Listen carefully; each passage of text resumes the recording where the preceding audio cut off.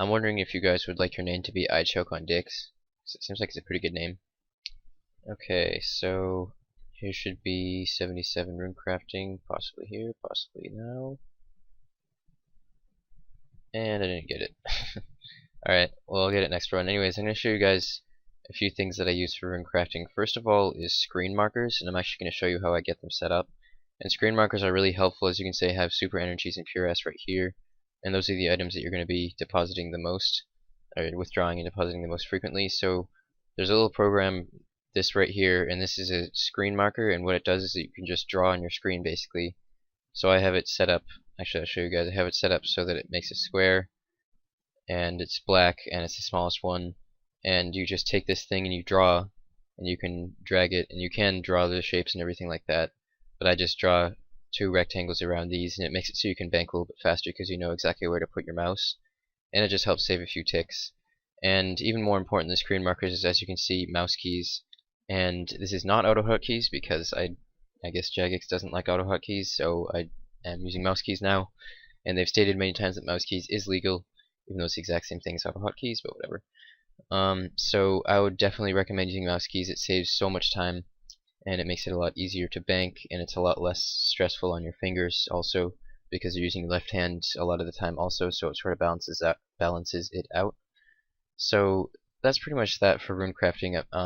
You want to make sure that you're taking that path rather than going around the other side of the building, just because it saves a few ticks. And as soon as you see this Mage of Zamorak, just click on him and then right click to teleport, because then you'll be headed straight in a path to him. And as far as using these obstacles, it's the closest one to your teleport for some reason is always either the mining one or the agility one. And so mining and agility are the only stats that really matter that much. Oh, and there's 77 Runecrafting. I seem to always miss the screenshots, but that's cool. And as far as the obstacles, it's nice to have at least 70 in the skills, but obviously my mining level is really bad. It's only 62, and I do fail kind of a lot, and I think I probably will get it up in the future, but it's just a matter of time, and I don't really feel like doing it right now. But I probably will soon, and I have 80 agility, which actually, like, just comparing the two, when I have a mining versus a agility obstacle, it's so much easier with agility. I hardly ever fail. So it's really nice to have higher stats. And if you get all the way to 99 in Runecraft, like if you want to get mining and agility also, I would recommend not getting those straight to 99 before you do Runecraft, because you'll actually get like a good bit of mining and agility XP just from doing all these obstacles so many thousands of times that you have to actually get 99 Runecraft. So one thing I found really useful, actually, that's fairly recently you can do is actually you can close your bank by hitting the quick prayer button right here rather than the X right here. And it's a small difference, but it keeps your mouse moving in the right direction. And if you do a lot of Runecraft, you'll see what I mean. So you can click that instead, and it just is a little bit closer. And great.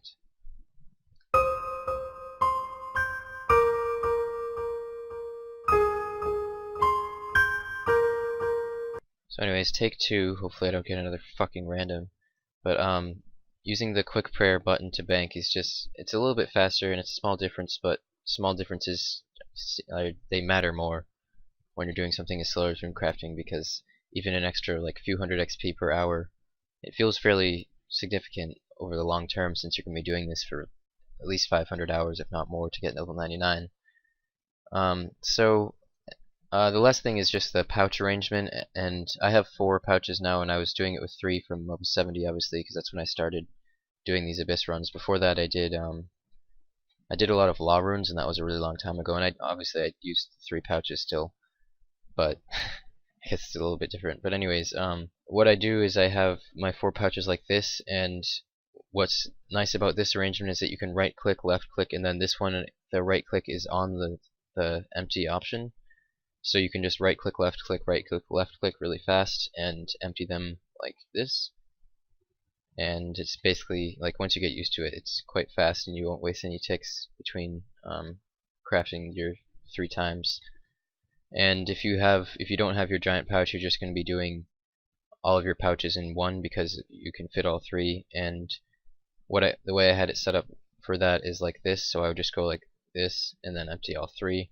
And it's a little bit more annoying, but you can still do it within one tick once you get used to it.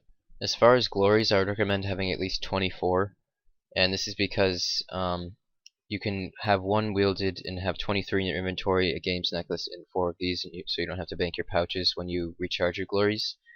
And any more than that, you're going to have to do more trips or bank your pouches.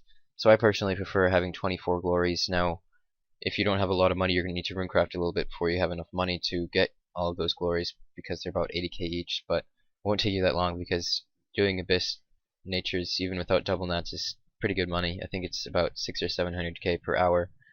But anyways, that's a good segue into what I want to do now, which is actually a test of this, because I haven't done like a formal test, like, sat down, set a timer for an hour, and actually seen how much XP I've gained and how much nature runes I've crafted. But anyway, so that's what I'm going to do now. I'm just going to try to be as efficient as I can and see how much money I can make and how much XP I can gain. Now it does make a fairly significant difference once you get the giant pouch. My guess as of now is that without giant pouch is about 20k per hour, and with giant pouch is about 25k, but I'm not positive of that, and that's why I want to test that. But I think that the giant pouch does increase the XP by about 20%, which is pretty significant. So without that, just expect to get a bit less, and you'll be at 75 fairly soon, and you're going to be using the giant pouch for the vast majority of your runecrafting overall. Okay, so I'm at the bank now, and I'm going to start my 30-minute timer. I actually have it on my phone because I find that's the easiest way to do it. So I'll just play a bit of music and play a bit of runecrafting sped up, and I'll be back in 30 minutes, so I'll see you guys in a bit.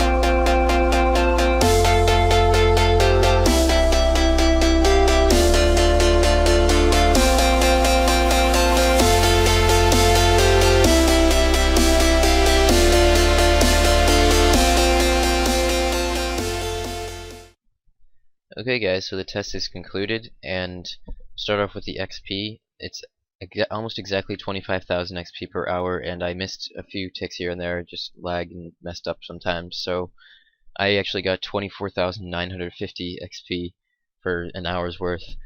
And so you can expect to get about 25k per hour, and I mean, once you're in like the 80s and 90s and you're more used to it, then you'll be a bit faster with the banking and all that type of stuff. And it came out to 18 super energies per hour, which is a loss of 54k GP per hour, and I crafted 2,772 nature runes, which the S cost 55.4k for that, but at 245 GP each, which is about what nature runes are now, you'll be profiting about 569,000 GP per hour. Now this is including the loss from the super energies and from the S. So it's pretty good, and once you hit 91 plus, you'll be profiting 1.25 mil per hour. Now, nature runes are actually kind of down in price from what they used to be, and S is also, which makes a difference. But Nightmare Zone Mage has dropped nature runes in price a bit, so it used to be more like 1.4 mil per hour at 91 plus, but it's still quite a good method of training. And doing this to level 99 will be about 600 mil profit. No, sorry, a 500 mil profit, my bad. It used to be 600 mil, but now it's about a 500 mil profit, which is still pretty amazing. So that's about it for this video. Last thing is just gear. I would really recommend using Karamja Close 3 if you have them, because they're one-click teleport for PKers. And you always want to make sure that your weight is 0, and you want to have the highest defenses that you can. Now this is basically second best gear that you can have. If you have graceful legs, then you can wear graceful legs and Black Dragon Head top, and that will be a bit better defense. And one thing I'm not sure of is whether you lose your graceful legs when you die, because if so, that would kind of suck. But this stuff is cheap. This is Kayet gear, and it's the same exact stats actually as the La Rupia and the Grak gear. I can show you quickly. They're all just hunter gears, but for different habitats. But as you can see, it's the same exact stats, and they have 0 weight and decent defenses, so they're pretty good. And then I would recommend a mithril pickaxe just because it weighs a little bit less and it'll keep your weight at 0. If you have a few extra kilograms, you can bring a rune pickaxe and it'll help a little bit. But other than that, you want to have your glory. Obviously, you can use a Nezi, you can use a Berserker helm or a Warrior helm. They're fairly similar, but about the same price also. And then you want to have a dual ring just in case you forget to switch out your glory. And I think I've pretty much covered everything I do for Runecrafting as far as I can think of. If you have any more questions, just let me know, and I'm sure that I'll get a lot better at Runecrafting as I get higher levels. At this point, I am thinking of going for level 99, and I'm not really sure what I'm going to do about my Scalar Gracie. I'll have that back next Wednesday. So when I get that back, I'll log onto that account and talk about it a little bit more. I mean, I'm going to miss it, but I'm actually really liking this, and I've been wanting to do 99 Runecraft for a long time. And it'll take months, and I'm not sure that I'll be able to do it because I've never done a 99 this slow. But I'm liking it so far, and just the profit is really nice. I like to see things stack up in the bank. And I've crafted about 80k nature, and so far I've sold some of them just to be able to buy more supplies. And I'm still going strong, and I still have about 1.2 mil S more to craft. So quite a long road, but I'm looking forward to it, and the cape is really nice, and it really shows some dedication to the game. So anyways guys, hope you enjoyed this video, and I hope it's helped you out a bit, and definitely try out Runecrafting if you're low in cash, because you can start it with hardly anything, and you only need 44 Runecrafting to be making at least like 500k an hour. So thanks a lot for watching guys. I'll see you guys next time. Please leave a like if you liked the video, and subscribe if you want to see more, and I'll see you guys next time.